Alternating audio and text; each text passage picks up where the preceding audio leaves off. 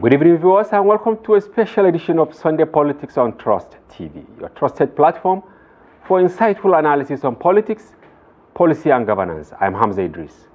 Tonight, we turn our focus on the contentious tax reforms bill that have generated heated debate at the chambers of the National Assembly, prompting decision by the Senate to halt further action on the controversial bills pending the resolution of identified gray areas. Ongoing talks between the committee set up by the Senate, headed by Senator Abba Moro, with the Attorney General of the Federation, were said to have centered largely on the derivation formula for the sharing of the value-added tax, VAT, a component of the bills. This is coming on the heels of divergent opinions on the tax reform bills among critical stakeholders, opinion leaders, lawmakers, and related experts on the contentious legislations. Joining us to unpack the issues is a team of academics, policy analysts, and an entrepreneur. Of course, in the studio, we have Professor Hussain Tukur, Professor of Policy Analysis from the Nasarawa State University, Kefi. We are going to start with him, while in the course of the program, other distinguished people like Professor Kabiru Dandago, a lecturer with the Accounting Department, Bayero University, and then, of course, Nuruddin Hamayaro, an entrepreneur, and, of course, Baba Yusuf, strategist, policy advisor, and the Group CEO of Global Investment and Trade Company will all join us in the program, which is going to be a really interesting package. So we hope you will be with us. We'll now take a short break, and when we return, the conversation commences. Don't go away. Welcome back. Yes, Professor Hussain Tukur, welcome to the program. Thank you very much. Sunday Politics. Of course, we have to start with big stories, especially on the African continent. The Ghana election, of course, former president is staging a comeback. What is your take on the election in Ghana? First of all, it's a landmark election, simply because the election was conducted peacefully, the process and procedure were all followed, and eventually today, just 24 hours, we have the result. Even before the conclusion of the election, that is the counting, the candidate has clearly conceded and congratulated. And more so, the candidate is from the ruling party. Yeah. And the ruling party is the current government in Ghana. And that means the ruling party has conceded to an opposition party. Yeah. So it's a good development. Even though it started in Nigeria with our former president, Goodluck Jonathan conceding without quarrel, without rancor, and it set a pace, which today we are enjoying. And we hope in the near future that should have been a pace set by Nigeria, which others will continue to follow. The lesson to learn from the Ghanaian election is that it's possible for African countries to conduct elections that are free, peaceful, and that the result is conclusive, meaning that each and every participant, including contestant, accept the result and look towards the future. And as you rightly said, the Vice President, Mahamadou Bawumia, he has conceded defeat. We thought somebody would have like the Oribebe instance that we had during the Nigeria's election. Is it that the maturity in Ghana maybe is trying to contest the maturity in Nigeria? Yes, because the Nigerian election mostly a do or die affair. Right from the electioneering campaign, the electoral process, 3 to 4 months, the tension is too high and the stakes are raised too high to the extent that there are violence in the campaign process, and violence are also expected during the election and probably the announcement of outcome. And that's why you see the deployment of security ranging from state to state depending on sources of threat. Sometimes you have up to 40,000 policemen being deployed to a particular state, 20, 40. That tells you the stake, the higher the stake in deciding between the contestant or the political parties who should really win. It is no longer a matter of who the electorate vote for. And that is the psyche. Okay. And therefore it is important that we learn, not only from what happened in Nigeria, but from other countries, that it is possible in a democracy for people to accept the verdict of the people, for leaders, for contestants to accept the verdict of the people, rather than believe that only the courts can decide who is the winner. We have a lot of you see posters, postings on WhatsApp in Nigeria, just to mock the process, to say, okay, you have grabbed it, go to court. Yes, simply because that's what the politicians do. And that contest is no longer the electoral vote. One, because money plays an important role. Which is bad. Yes, the security sometimes are alleged to participate in the process. INEC recently also was seriously accused of being part of the process of electoral rigging, for instance, in Edo State. And so in this regard, you may well ask, how do we decide a victor? Is it at the court? Is it INEC that decides, or is it the electorate? And unfortunately, many of our politicians believe that it's better they grab it so that you go and slug it out in court, because they have the feeling that if it is in the court, the winner at initial will maintain the momentum. Yes, it is true on two bases. One, the court decide on the basis of facts available, and this is to substantially declare an election. To change a winner requires a lot of energy and conviction. Yes. And that if you see the number of polling booths to convince a judge will take a lot of time. The time for litigation and delivery of judgment is very short. That's one. Two, there is an accusation of corruption in the judiciary. The highest bidder would normally dictate the tune, and that has been the feeling of most Nigerians, where elections are decided by most of our courts, even at the appellate, even at the Supreme Court. So this is something that is very bad. Yeah. We should learn to understand that the democratic process has come to stay, and that democratic process is not something that you can circumvent and believe that people will accept, and that it will continue to be the way you believe that it's rigging, circumvention of electoral process and procedure can continue to remain. The credibility of election, the credibility of leadership is very important in democratic process. Once the leadership is not acceptable and that the credibility of the election is challenged, then the whole democracy becomes a shambles. You see a whole tenure remaining a problem. Now, before I ask why John Mahama staged a comeback after 5 years, I want to know, because as an economist, Nana Akufo-Addo, that is the outgoing president, right?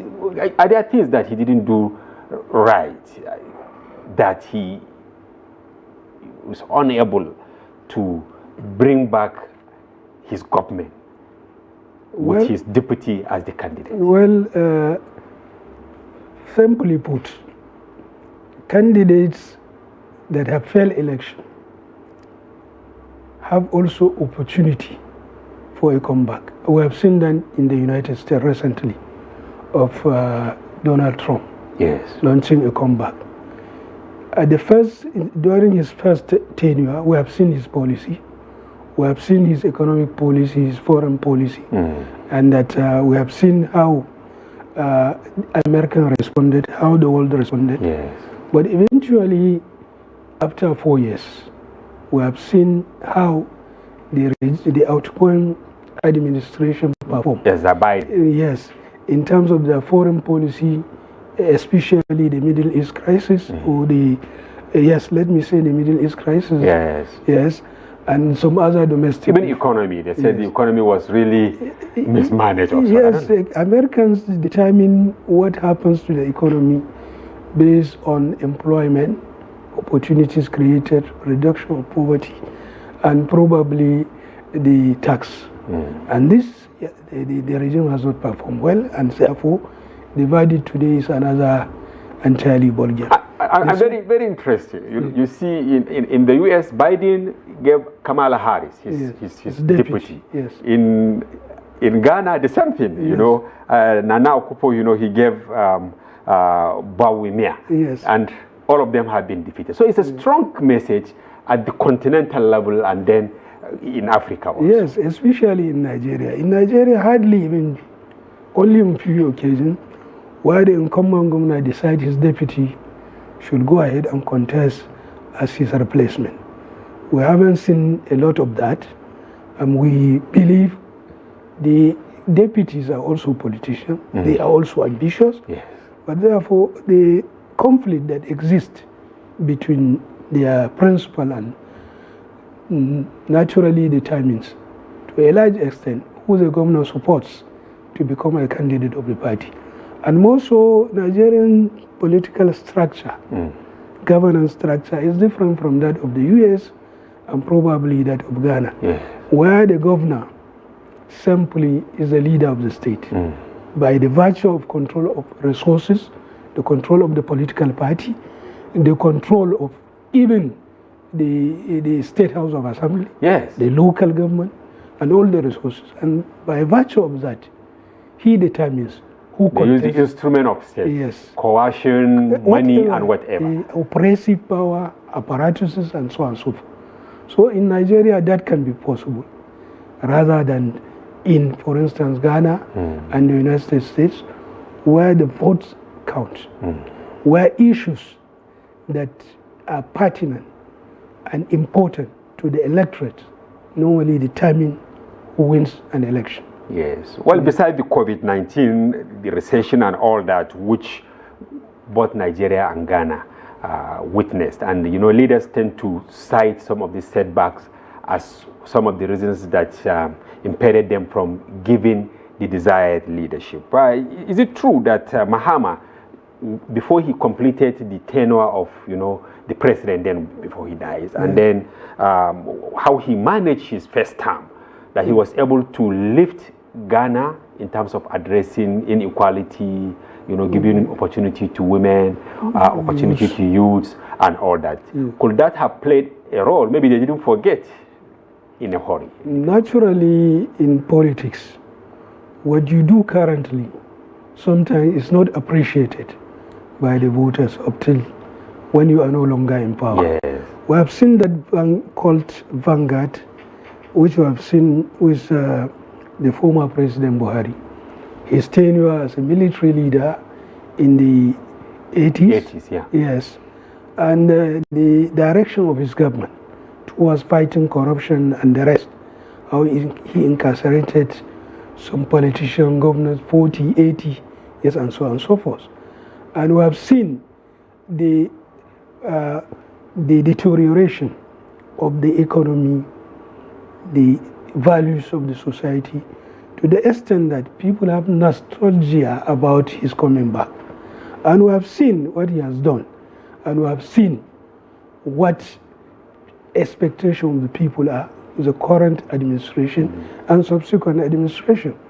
Therefore, what you do in the past and the promises you made certainly determine your value as instrument of using power to determine the process and procedure of development, as always to make an impact on the society.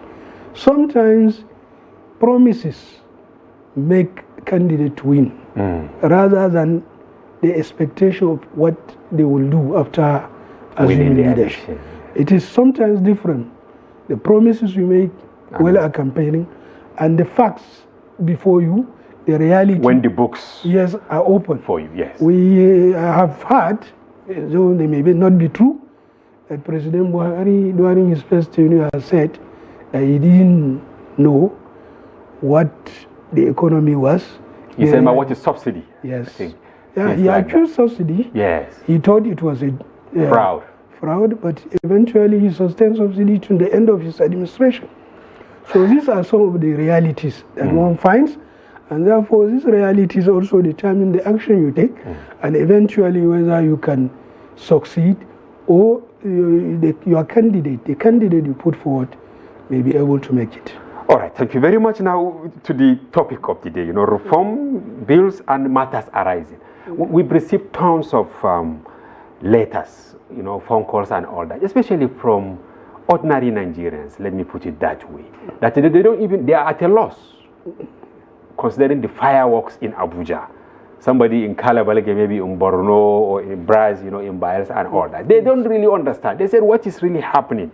And that is why we brought you first in this special edition, to open up, to now make Nigerians understand the contentions.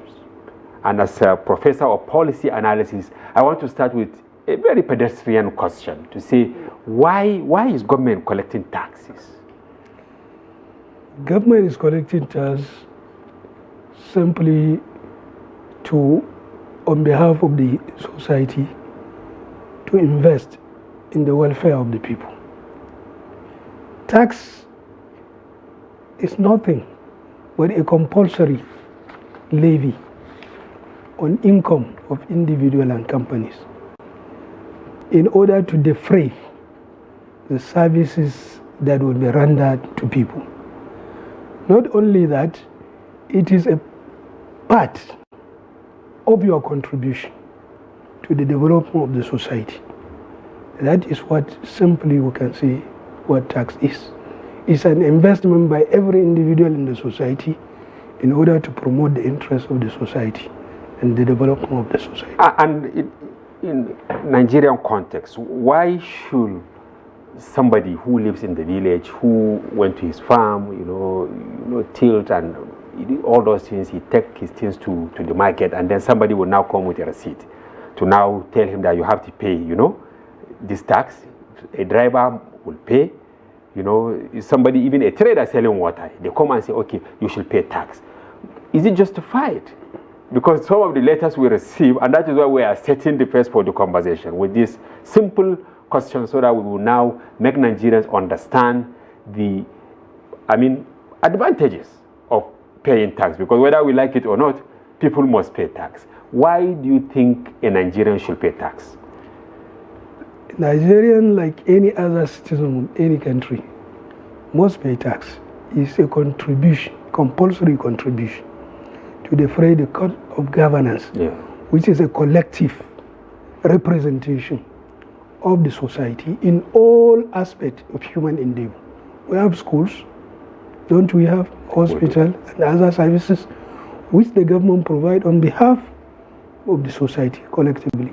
And government cannot do that without revenue. And how do we generate revenue? It's through tax.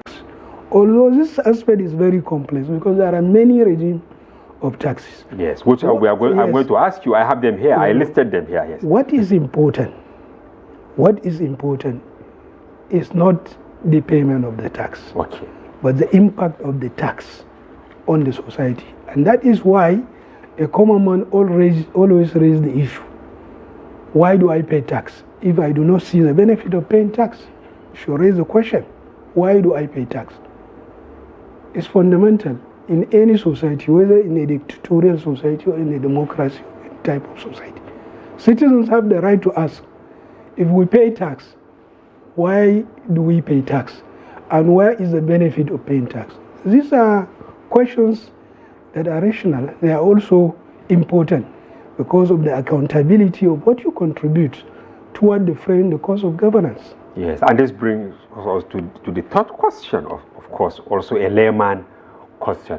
Why is it that Nigerians are not amenable? They don't really like paying taxes to the government. Is it because they don't have trust in government? Every individual, whether in the United States or anywhere, would not like to pay tax. That is natural with an individual. You do not want to defray a particular cost, which, of course, when you pay tax, you may not likely be the beneficiary of where the tax is spent. You pay tax because you have to defray the cost of certain services of government, which you may not. It may be in terms of cost, in goods and services that will be provided. A road can be constructed from Lagos to Calabar. you may be living in Kano or Katsina. So maybe for the whole of your life, you may not necessarily pass through that. But you have to. At the same time, somebody will contribute in Calabar in Lagos, and an airport will be constructed in Katsina, and therefore you may happen to be a beneficiary. So tax has no specific beneficiary, direct beneficiary, because you are paid, and then you have direct benefit from that tax. And therefore, because of this, and people naturally hate tax everywhere. They are allergic to. Yes, people do not want to part away with their income. Naturally, it's natural. We have all traveled widely, Prof, yeah. and you realize that maybe in advanced societies, you see the resistance is less here because there is what they call accountability. And if they see maybe their president using the presidential jet for private visit, or he went on vacation while he is at work, or he hosted a lavish party in the villa, you see them asking, he's using taxpayers' money, he has to pay. And it can even lead to impeachment and all that. Yeah, in Nigeria, where is the problem? Where is the disconnect between the government and the people? Because it is believed that if you collect my tax and I pay, some of us who are civil servants or public servants, we've never missed paying taxes. But then you supply your security in your house. You know, electricity, maybe you have to buy your generator. The road, maybe you have to do communal effort to fix it. Can this be a factor why some Nigerians are really not, you know, ready to part with their money and they keep fighting with God? It will be contributory factors, naturally, to say that people want to see the benefit of tax, and once they don't see the benefit of tax, they ask questions. But one fundamental issue is that in the case of Nigeria, it's not that. Majority of Nigerians are not paying tax. Those who are paying tax is deducted as source, and that's why they don't have control. They have no, maybe salary earners. Yes, to pay and tax. Then maybe contractors who must satisfy or seeking government services which require that you present tax clearance certificate and others, and therefore you must pay, and that is why you are paying. But the link between the society in terms of tax payment and the government is a severe relation, in the sense that you working in the private sector or in the public sector must pay tax. What about the people that are engaged in so many businesses that are informal, don't require even to get services or input from the government? Do they pay tax? Well, they give reason for not paying, because they say they don't benefit from anything. So the essence, not because they don't benefit, okay, because there is no enforcement in terms of payment, and that there are sources of income for which governments across the states and the federation do not even bother to provide certain services, to provide certain goods to the citizenry, because they know the citizens do not pay, and therefore where their sources of income comes is not the tax. Tax, for instance, how much of the income of government come from the sales of our crude oil? Do they need, take for instance all states of the federation, how many percentage of tax do they generate from their state to warrant them even being concerned about citizen complaint whether they are providing services or not? The bulk of the majority of funds that are spent by all states, including the federation, the federal government, and the entire federation, come from these sources. Government is meant to serve the people. What conditions must government put in place, whether at the local government, at the state, or at the national level, to now have the moral ground to ask people to pay taxes? Are there certain things that government must put in place to warrant asking people to pay taxes? Well, such question can be answered in an economy where majority of the funds for the development states come from taxation alone, not other sources like we do have in Nigeria. That moral question can come, and therefore the citizenry will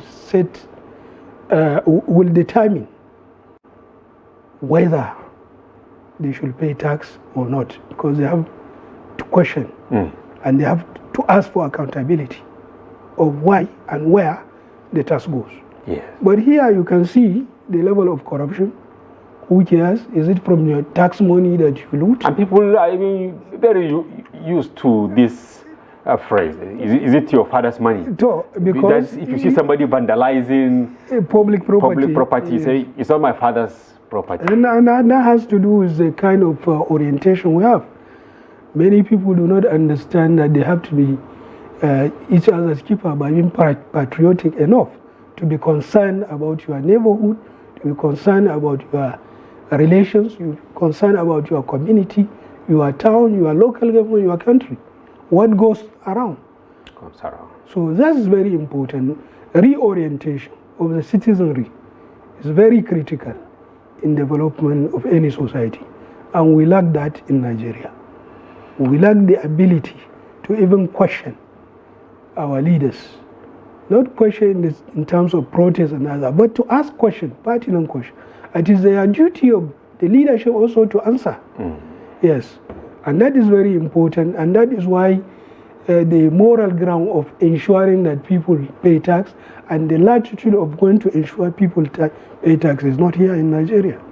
Meaning we have a lot of work to do. Definitely we do. And there are many taxes. I have like 7 here. I will list them. Then to now ask one general question. There is this personal income tax. Yes. The tax on individuals' income, including salaries, wages, and other forms of earnings. Then you have VAT, which is the elephant in the room now. Value-added tax on goods and services consumed by individuals. Then the capital gains tax, tax on gains made from the sale of assets such as stocks, real estate, and investment. And the stamp duty, tax on documents such as contracts, agreement, and properties transfer. Withholding tax, the tax deducted at source from income earned by individuals such as rent, interest, and whatever. And then the company taxes, there's a company income tax, right? Yes. Profit that somebody gets. And then the withholding tax. Then education tax on companies to fund education in Nigeria. These are levies. So you can see we have them on the screen. Now I want to take one or two of them, so that you now shed more light as to why we are having problems even though we have these taxes. Take, for instance, education tax on companies. So all companies, they are paying these taxes. 2%. 2%. Yes. But you can see, even though we said, let's take primary schools, for instance. Yes. What is the state of our primary schools in Nigeria? I think the tax levy, the levy 2% does not cover primary schools. Okay. It doesn't cover secondary school. I think it covers only tertiary institutions that include polytechnic, colleges of education, and universities. And that is what the law says. And therefore, that is where the fund goes to. And this tax was as a result of struggle over the years by the Academic Staff Union of Universities, as ASU. And therefore, at the point in time, we have educational task fund, and now changed to tertiary education task fund.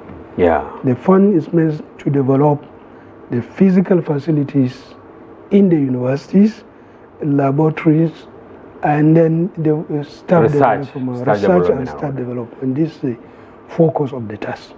But as we speak, academic staff of the university, despite this tax, and then of course we have the tertiary education trust fund, TET fund levy, which I think, I may be wrong, is different from the education tax. So the education, the tax, the TET fund replaces the education tax. All right. Yes. It replaced that tax fund. It was managed by the Ministry of Education then it was made a semi-autonomous organization, and then eventually it full-blown institution that is responsible for the disbursement of funds for the development of tertiary education in Nigeria. Yeah, and that is basically why maybe the president is now saying we have to now harmonize some of these taxes. Maybe in a word or two, what will you say about the plans by the president to now bring most of these taxes, into one basket of sorts? Such attempt has been made in the past under the military. They might have succeeded, And then there are still problems that are coming, simply because we are in a federation and we have a federal constitution that gives tax jurisdiction to each tier of government, the local government, the state government, and the government of the federation. Every one has tax jurisdiction where it has the authority, the power to collect, manage tax. Yes. And that's very important. Now, the enactment of laws, tax laws, started during the colonial era. Especially when we had a federal system, precisely in 1954.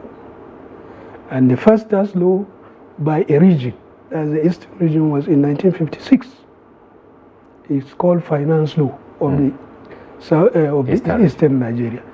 In 1957, the Western followed suit. Yes, followed suit. And then we have the Northern Nigeria in 1961.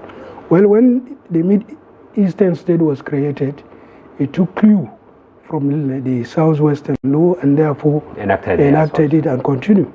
And since then, there were so many laws that were enacted based on the federal system we have by states. It means therefore, yes. Because of that, we have preponderance of laws that exist in other states and do not exist in other states. And eventually, when we had a military incursion in 1966 up to 1975, we have more than 25 laws that were enacted by different states.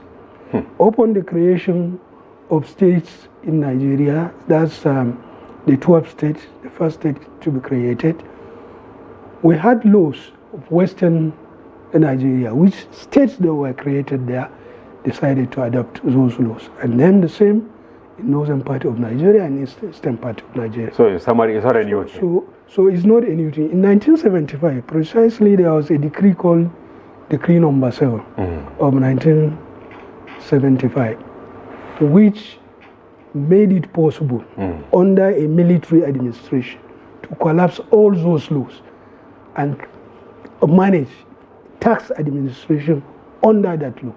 And since then, it has been amended more than 7 times. All right. So there are so many issues that are very interesting. Yes, very interesting, Professor Tukur, for setting actually the ground for the conversation of the day. Well, thank you very much for this, and we'll take a short break. Thank you. Viewers, don't go away. We'll be back shortly.